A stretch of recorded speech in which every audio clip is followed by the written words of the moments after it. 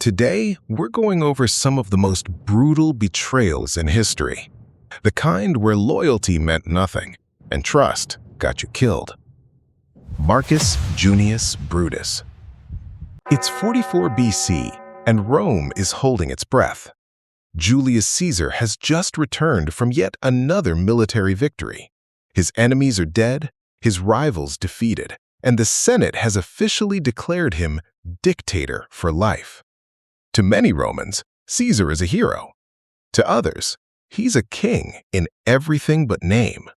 And Rome does not tolerate kings. Among the men standing closest to Caesar is someone he trusts deeply, Marcus Junius Brutus. Brutus isn't just another senator. He grew up around Caesar.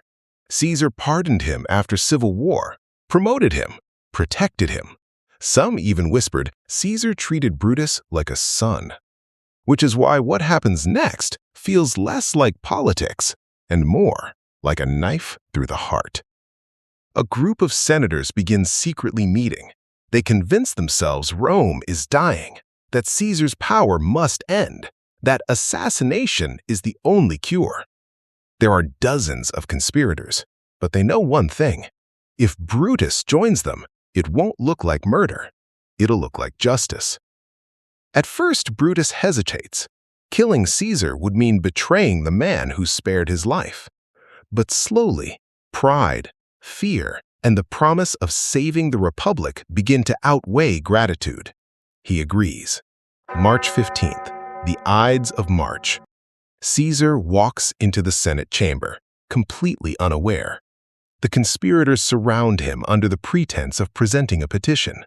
Suddenly, one of them grabs his toga, another pulls a dagger. The first blade sinks into his shoulder. Caesar turns in shock. More knives flash, steel tears through flesh. He tries to fight back, and then he sees Brutus, his friend, his protege, his almost son, standing there with a dagger.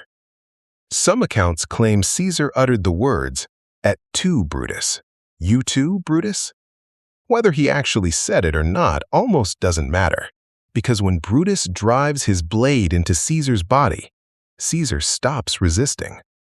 He pulls his toga over his face and collapses beneath 23 stab wounds. The conspirators believed they were saving Rome. Instead, they unleashed chaos. Civil war erupts almost immediately. Within 2 years, Brutus is defeated in battle. Facing capture, he falls on his own sword. The republic he claimed to protect dies anyway, and Rome gets an emperor. Betrayal didn't save the republic, it buried it. Benedict Arnold. It's 1775, and the American Revolution has just begun. And if you had to name one of the bravest officers in the Continental Army, Benedict Arnold would be near the top of the list. He fights fiercely at Quebec, leads daring charges at Saratoga, takes a musket ball to the leg and keeps commanding. George Washington personally admires him. But admiration doesn't pay debts. Arnold feels overlooked, underappreciated, passed over for promotion. Meanwhile, Congress investigates him for corruption. His pride begins to rot from the inside. Then he marries Peggy Shippen, a woman with strong British sympathies. And suddenly, the enemy doesn't seem so evil anymore. Arnold secretly begins communicating with British Major John Andre. He offers them something enormous, the fortress at West Point, in exchange for £20,000 and a commission in the British Army. This isn't just betrayal. It's treason that could end the revolution. Plans are drawn, signals exchanged, the handoff is scheduled, but fate intervenes. Major Andre is captured with the incriminating documents hidden in his boot. The plot is exposed. Washington is furious. Arnold flees to a British ship just in time to avoid capture. And just like that, one of America's greatest generals becomes its most infamous traitor. Andre is hanged. Arnold joins the British Army, but he's never fully trusted again. Not by the Americans, not even by the British. He spends the rest of his life despised on both sides of the ocean. He wanted recognition. Instead, he became the definition of betrayal. The Red Wedding. It's 1440 in Scotland, and a 16-year-old boy named William Douglas arrives at Edinburgh Castle for dinner. The Black Dinner, they call it. He and his younger brother are guests of honor. They believe they're being welcomed into royal favor. Instead, they're walking into a trap. The Douglas family had grown powerful, too powerful, and King James II's regents were afraid. So they devised a plan wrapped in hospitality. The boys dine with the king. They laugh, they eat, they relax.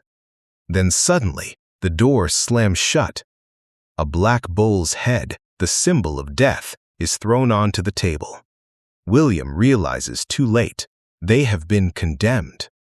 Dragged outside, a mock trial is held. The verdict is predetermined: guilty. The teenage brothers are beheaded in the castle yard. The king watches. The Douglas clan never forgets. Civil war follows. Blood spills across Scotland for years. One dinner, one act of betrayal disguised as friendship, and a kingdom descends into violence. Trust is powerful. It builds empires, wins wars, creates alliances. But history shows something else. The most devastating wounds aren't delivered by enemies. They're delivered by the people standing closest to you. If you enjoyed this, there are plenty more brutal betrayals hiding in the shadows of history. And some of them make these look merciful.